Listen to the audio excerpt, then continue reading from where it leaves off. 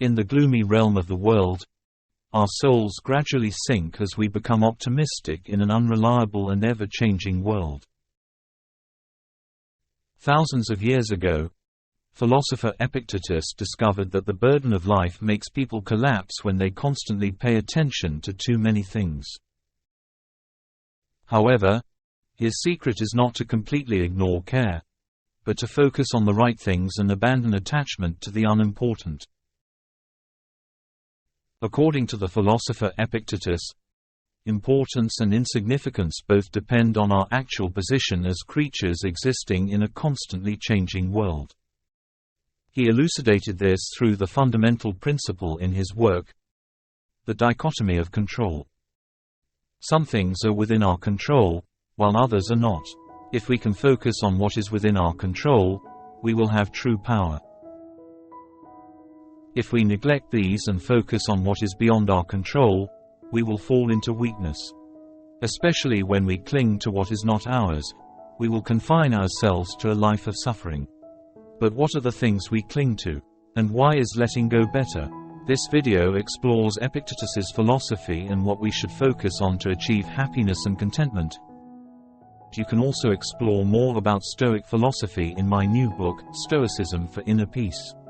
This book includes selected works of mine on maintaining calmness and focus in the most challenging times. You can find a link to the book in the description of the video. Epictetus's two main philosophical works are the Discourses and the Enchiridion, containing his wise advice recorded by his student Arion. These ancient texts are indeed a valuable resource for learning how to achieve inner peace and tranquility while strengthening our minds against the challenges we often face from the outside. In the first chapter of the Discourses, Epictetus states that external circumstances can only harm us if we allow them to affect us, meaning if we cling too tightly to them. Epictetus once used an example to illustrate that being exiled cannot take away one's smile, nor can it rob them of joy and tranquility. However, if one clings tightly to the notion that exile is a great tragedy, or becomes entangled in the attachments of wealth and severed relationships, then they will endure much suffering. Epictetus firmly believed that being exiled is not within our control, but the feeling of happiness and tranquility lies within our own control. Therefore, he did not waste time worrying about what cannot be controlled, but instead focused on nurturing his own soul. By concentrating on what we can control and letting go of what we cannot, we become impervious to any external influences. The paradox of control awaits there, but the question remains: what can we hold on to and what should we let go? In the opening passages of the Enchiridion, Epictetus pointed out that some things are within our control, and some things are not. Things within our control include opinion, action, desire, and aversion. To give a clear example, our own actions. In addition, what is not within our control includes the body, possessions, reputation, the control of others, and generally anything that is not our own actions. This is a clear conclusion from Epictetus, emphasizing the importance of recognizing the boundary between what we can control and what we cannot. The crucial aspect is how we interact with the world around us and how we shape ourselves within this relationship. Once again, he does not encourage us to disregard anything, but rather urges us to have clear awareness of what we can control and to act accordingly. On the contrary, the primary goal of Stoics is to live a virtuous and harmonious life with nature, a goal entirely within our control. However, they also emphasize not becoming overly attached to things outside our control because they are often transient, fragile, and unreliable. Although the external world may be full of allure and temptation, we often believe that such excitement is enough to pursue. Exactly. We become immersed in desires and attached to the pleasures and satisfactions that the world offers. But when we lose the things we are attached to, pain follows. Unfortunately, fate governs everything, whether it be happiness or suffering. Therefore, if we rely our happiness on things outside our control, fate will dictate our emotions. The most important thing is to let go of the things we cannot control if we want to experience a strong and stable sense of happiness.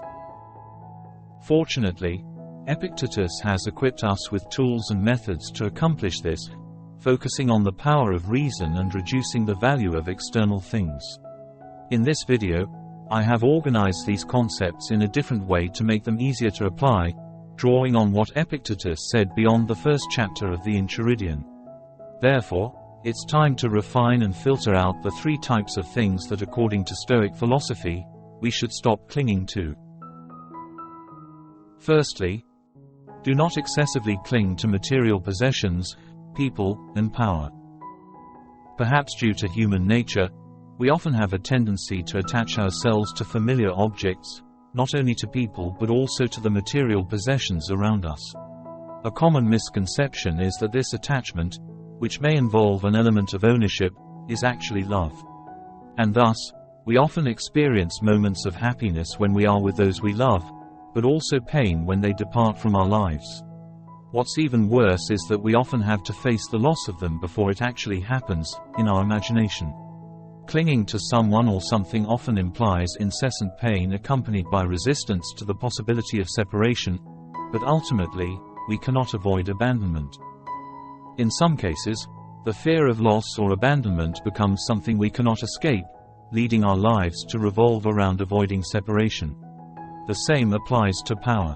The ancient Greek philosopher Epictetus pointed out that power knows no bounds, which is why attaining power often leads to an insatiable craving for it. Those who possess power often spiral into an endless craving, not just because they don't want to relinquish it, but also because they want more, creating an incessant cycle of tension. But the irony of power is that, although it appears to symbolize control, in reality, power is not within our control. It can be bestowed and withdrawn at any moment, an unpredictable transformation. Fighting against the incessant changes of reality is a sign of foolishness. To live in harmony with nature, as Stoic philosophy suggests, we need to adjust ourselves to adapt to impermanence. But how? Epictetus offered a simple yet profound advice on how we perceive the world around us, from objects to people and power. He suggested that life should be seen as a banquet, a way of embracing where each dish is unique and temporary. Epictetus said, "Open your heart and receive your portion with moderation. Has it passed you by? Don't worry too much. If it hasn't come, don't force yourself to meet it, let it come to you." Apply this to children, spouse, social position, wealth, and finally, you will become an honored guest at the banquet of the universe. He then continued that, when we can even reject what is placed before us, we will not only be guests at the banquet of the gods but also of their empire. This implies living in harmony with nature, or simply, going with the flow, rather than resisting it. Now, Epictetus wants to toughen us up against the pain of loss by changing our perception of the things we desire. Instead of thinking that we possess something, or have control over it, or even have someone, we can view everything we have as borrowed. Never say of anything, "I have lost it," but instead, "I have returned it." Have your children gone? They were returns. Has your wife died? She was returned. Has your property been taken? Well, and is not this also a return? But he who took it away is a bad man. What difference does it make to you who gives it back? While they are assigned to you, take care of it, but do not regard it as your own, just as travelers do with a hotel. When we contemplate this, Epictetus's perspective on everything is not much different from reality. We do not own anything except our faculty of choice, for if we owned our children, spouses, or possessions, we could not lose them. So, the idea that we borrow is more aligned with reality because there are always times when we have to give back what is not ours. Clinging to borrowed things is a recipe for suffering. Therefore, according to Epictetus, there is no issue with having everything and even enjoying them, as long as we can let go of them at any time. Not clinging to the opinions of others is an interesting principle that we often overlook. Many people go to great lengths, even to the point of rebellion, just to attract affection. Why is that? This question squarely poses a challenge to the mind. Especially in today's modern age, simply not being liked doesn't pose a threat to our lives, mostly because we no longer live in a tribal society where acceptance from the tribe could determine life or death. However, those who are optimistic about our mental resilience also have their own unique advantages. For example, when we are likable, making friends becomes easier. When we are attractive, seeking a romantic relationship also becomes more favorable. When recognized as intelligent and competent, job opportunities also increase significantly. However, according to Epictetus, all these external factors cannot compare to the inner tranquility within us. For instance, he believed that we should not feel sad when not invited to a party, especially if we don't care about the host. Being invited to a party requires investment through praise and attendance. If we are not willing to invest time and energy to interact with a particular person, then it's no surprise if we're not invited to their party. We can't have it both ways. When not invited, we may miss out on the enjoyment of the event. But as Epictetus said, don't praise someone you don't want to praise. Don't accept their behavior upon entering. It seems like a good reward, doesn't it? But in reality, constantly seeking approval is exhausting. Praising those we don't want to praise, attending gatherings we don't want to attend. And what is the purpose of this? Not to achieve tranquility, because if we're always concerned about others' opinions, tranquility will never come. Epictetus urges us to confront a spiritual challenge, to be willing to accept mockery, ridicule, and contempt, if that is the price to pay for serenity, freedom, and peace of mind. We must be content to be considered foolish, and when someone criticizes us, we can respond by saying, "He does not know about my other mistakes, or else he would not have mentioned only these." Exactly. The opinions of others are beyond our control, but how they affect us is within our control. We have the choice whether to cling to others' opinions and let them dictate to us or not. Alternatively, we can extract lessons from those opinions before allowing them to cause permanent harm. It all depends on how adept we are at using the tools given to us, namely our ability to shape our own perspective on the opinions we encounter. Absolutely. Epictetus encourages us to remember that it's not the person uttering vulgar or offensive words, but rather their own reflection that is being expressed. So, when someone provokes you, recognize that it's their opinion that is stirring you up. Do not cling to outcomes and ideas, for the universe shows no mercy in making us yield. Epictetus teaches us that trying to control what is beyond our control is a battle that cannot be won. Instead, we should accept what is happening and change our approach to it. People often worry too much about the past and the future, and this resistance only further damages their lives. Epictetus simply shows us how to deal with this. Though it's expected that servants obey, Epictetus says their importance to us doesn't hinge on their always complying. People have their own nature and don't always act according to our wishes. So, what's most important? The servant never being bad, or the master being happy? We can't have both at once. Accepting the fact that servants don't always obey us is part of the price we pay to keep our minds at peace. This example can be applied to many different situations. For instance, we can't expect the world to be free of conflict.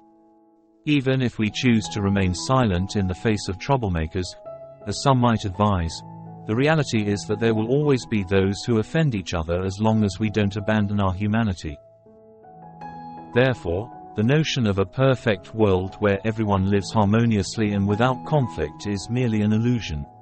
And attempting to force others to adhere to that ideal can often cause more harm than good. Instead, a more effective approach is to start by improving oneself, something we can control. Others may accept or reject our guidance, but that is beyond our control. As Epictetus said, "Don't demand that things happen as you wish, but wish that they happen as they actually do happen, and you will go on well." Epictetus emphasizes that we cannot control the world, but we can control our attitude toward it. Even if someone offends us, they cannot control what we think or feel about it. Absolutely. Epictetus teaches us that while someone may take our possessions or steal our money, they cannot control whether we become discouraged by it. Our expectations can deceive us, but the extent to which they affect us is determined by our own choices. The comings and goings of the world are not within our control. However, if we cling to those changes, we will be defeated. But if we accept them and focus on living well despite the vicissitudes of fortune, then we will prevail. Thanks for watching.